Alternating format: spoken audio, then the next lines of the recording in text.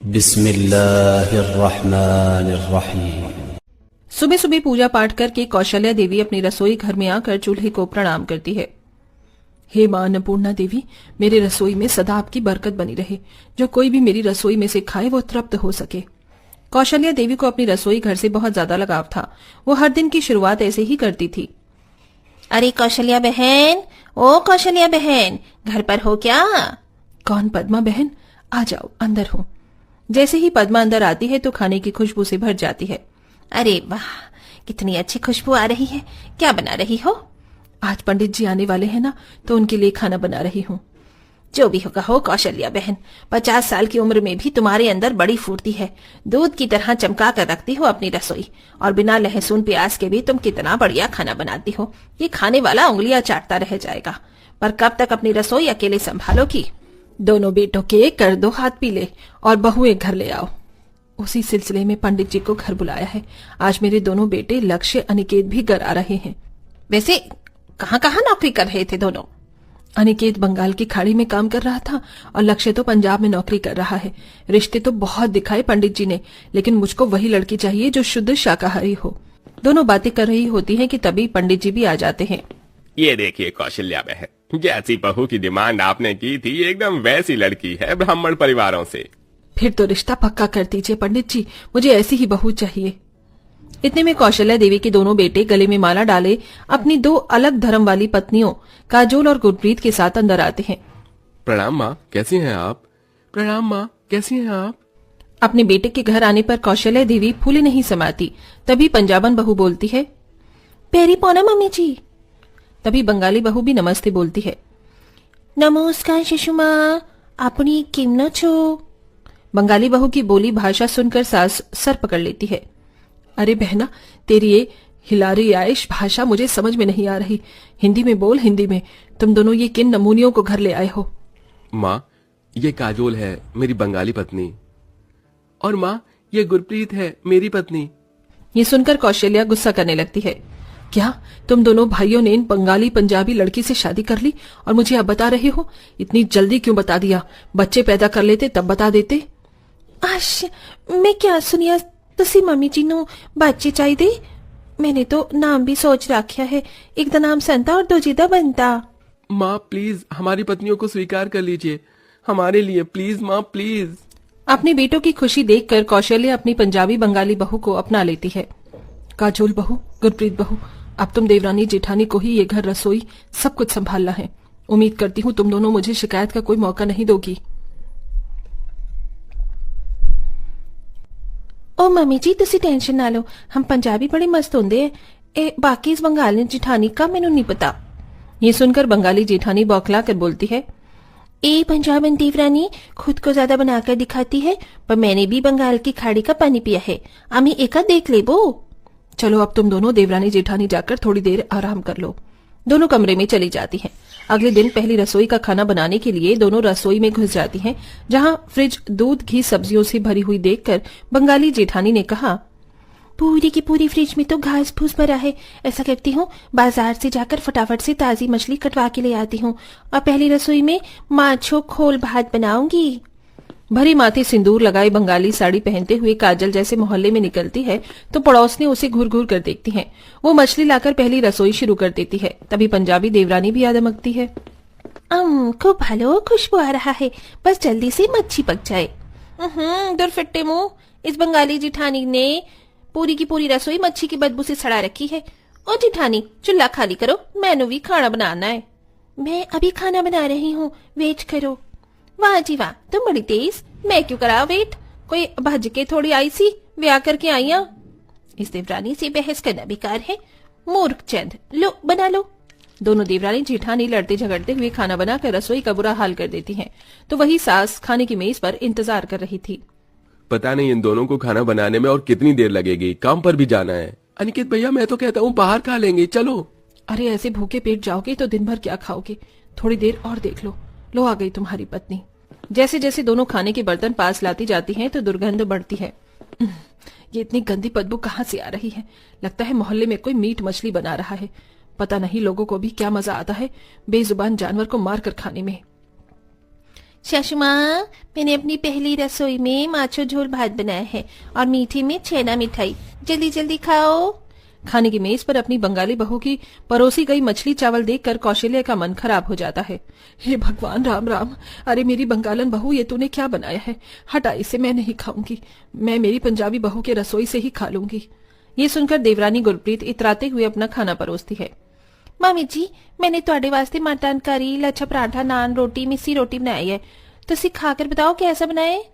पंजाबन बहू की रसोई में भी मटन बना देखकर अब तो सास का चेहरा पूरी तरह मुरझा जाता है और वो दुख जताते हुए कहती है, हे भगवान, सत्यानाश हो इन अलग धर्म वाली बहुओं का। मेरी जिस रसोई में आज तक लहसुन प्याज भी नहीं पका था, उसमें आज इन दोनों जेठानियों देवरानियों ने मीट मछली पका दिया। शिवा शिवा शिवा। कौशल्या को भूख तो लगी होती है, लेकिन उसे कहीं ज्यादा अपनी रसोई की चिंता सता रही थी। वो सीधा रसोई में जाती है, जहां कहीं बर्तन तो कहीं मीट मछली का टुकड़ा कचरा फैला होता है और मक्खी भिनभिना रही थी। हे राम, इन दोनों ने मेरी रसोई का नाश मार कर रख दिया। भड़कते हुए सास दोनों को बुलाती है। अरे ओ मेरी पंजाबन बंगालन बहू, कहाँ हो? दोनों जल्दी यहाँ आओ। जी मम्मी जी, तुसी सानू बुलाया? ये जो तुम दोनों ने गंदगी मचाई है, जाकर इसे साफ करो। मुझे मेरी रसोई चमकती हुई चाहिए। बंगाली जेठानी सास के कहने पर रसोई की सफाई में भिड़ जाती हैं। अरे ओ देवरानी, मैं गैस चूल्हा साफ करी हूँ, तुम बर्तन मांज दो। तभी देवरानी नखरे करते हुए बोली, नहीं नहीं जेठानी, ए बर्तन मैं नहीं धो सकती। मेरे सोने शोने से नखून टूट जाएंगे। बड़ी मुश्किल से बढ़ाए हैं, ये बर्तन भी आप ही धो लो।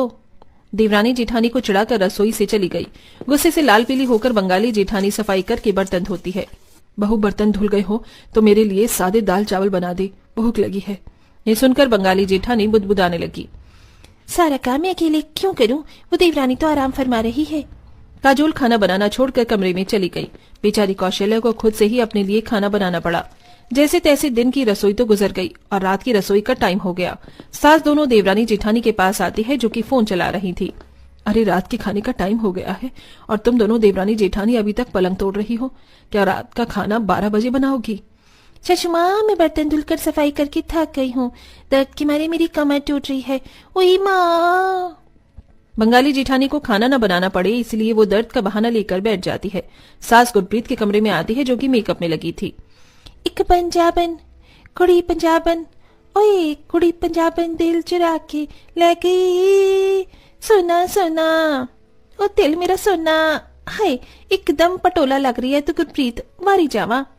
अरे गुरप्रीत बहू, तेरी जेठानी की तबीयत बिगड़ गई है तो रात का खाना तू देख ले। ऐसा कर, रात के खाने में सरसों का साग और तंदूर वाली मकई की रोटी बना दे।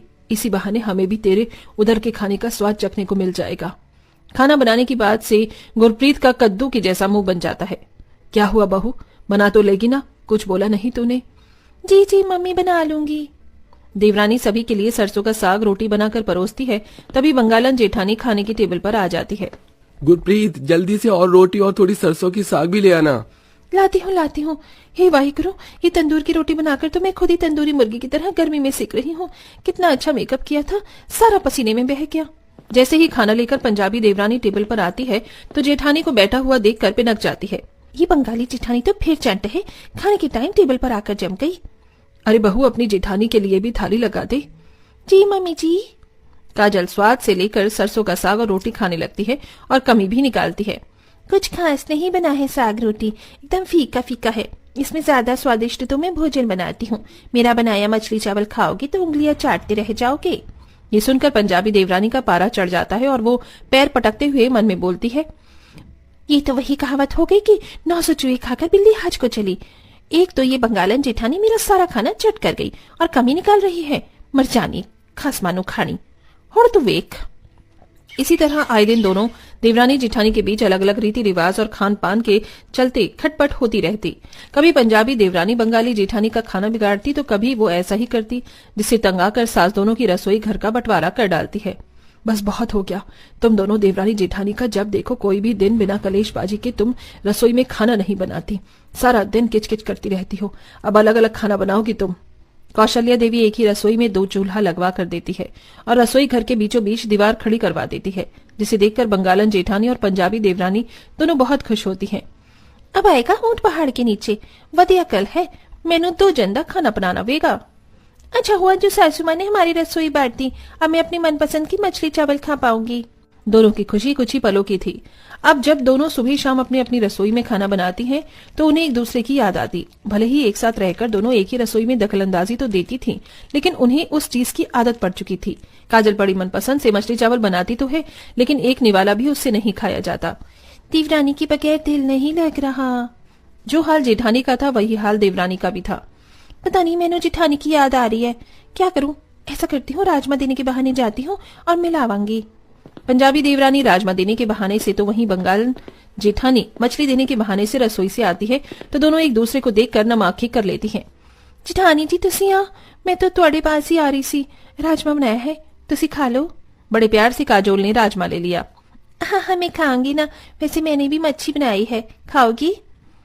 ओहो जी मैं खाऊंगी, है ना जेठानी जी?